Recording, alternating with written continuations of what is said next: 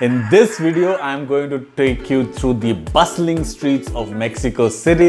It is one of the most fascinating cities in the world, second most populous city, and it also, back in 1325, till 1325, I think, it was the biggest city, bigger than any European city. It had more than 300,000 people.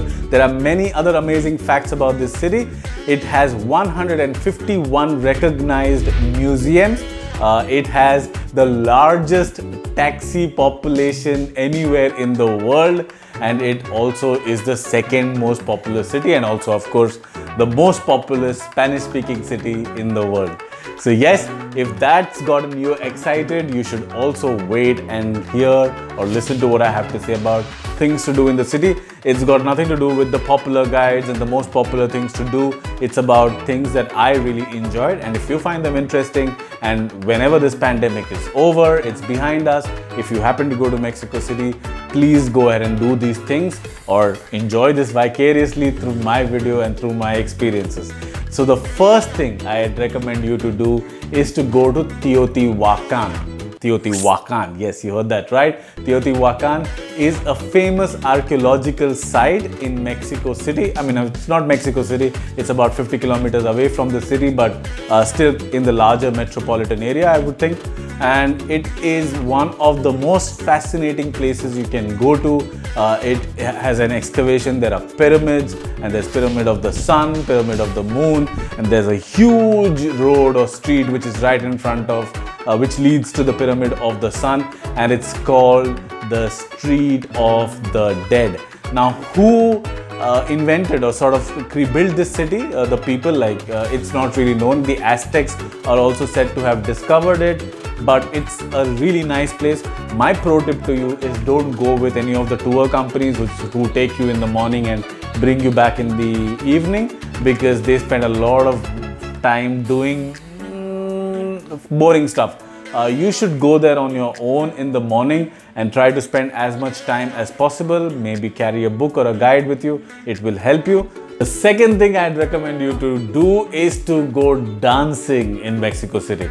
You know, if you like reggaeton, salsa, bachata, whatever it is, you know, it is the epitome of a Latin city. Mexicans love to party. I think they party probably every day of the week.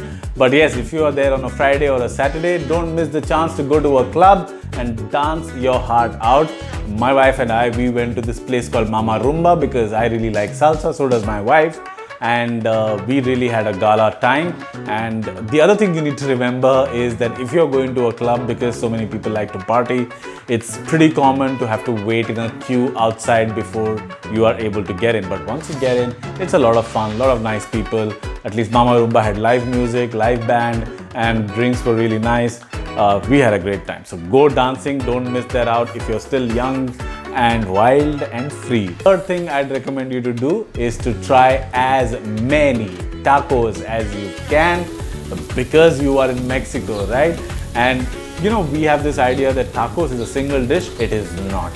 Tacos is many different dishes. So think of it like if you are an Indian, most of the people who watch this channel are, then it's a bit like roti and sabzi.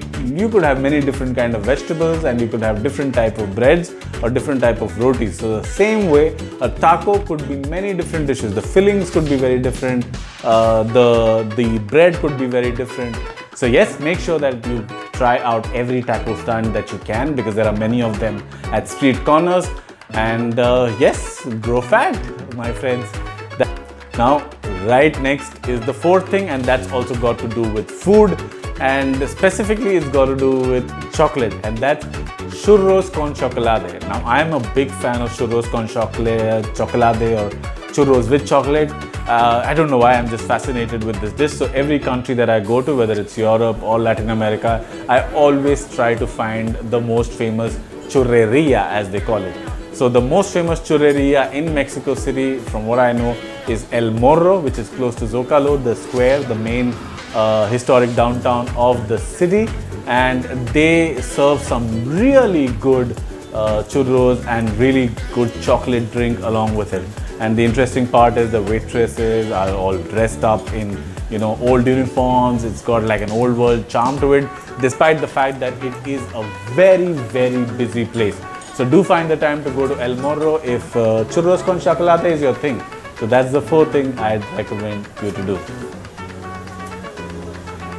Fifth thing I would recommend you to do is to take the free walking tours or any walking tour in Mexico City. Mexico City is filled with museums, filled with so many architectural marvels that, you know, just walking around the city would give you a really pleasant feeling. And if you have a guide along with it who gives you perspective and context and history of the buildings and of the people and the places, it's even more fun. So yes, a short tip, but an important one nevertheless. Now, a lot of people, when we go to new cities, we get a bit scared about using public transport, and you would probably just use Uber or something like that in Mexico City. I would recommend you definitely to use the metro. From whatever I know and I saw, it seemed pretty safe. Of course, there are a lot of people, and if you are from Mumbai, in some ways it will remind you of our local trains.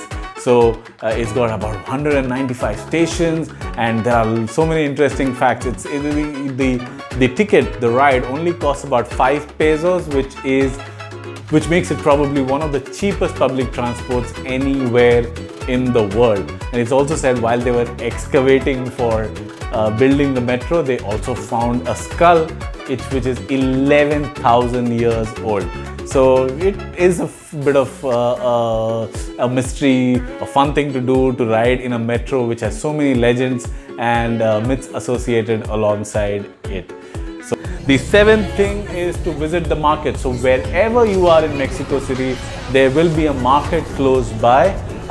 We were living in a place called Roma, so we went to Mercado Roma, and you get to see these amazing fruits and vegetables, you know, different colors, different sizes. Like if you're used to bananas which are this big, you'll probably see something these big when you are in Mexico City. If you're, as an Indian, you're probably used to lemons which are this small, but their lemons could be as big as oranges. So you get to see a lot of things and similarities in culture, in so many things. So if you know, a lot of the things that Indians use came from Mexico, whether it's chilies, whether it's mangoes, potatoes as well, I'm sure. I don't know if that came from Peru, but a lot of the vegetables that Indians use in everyday food came from Mexico. So it's nice to know where your food originally came from.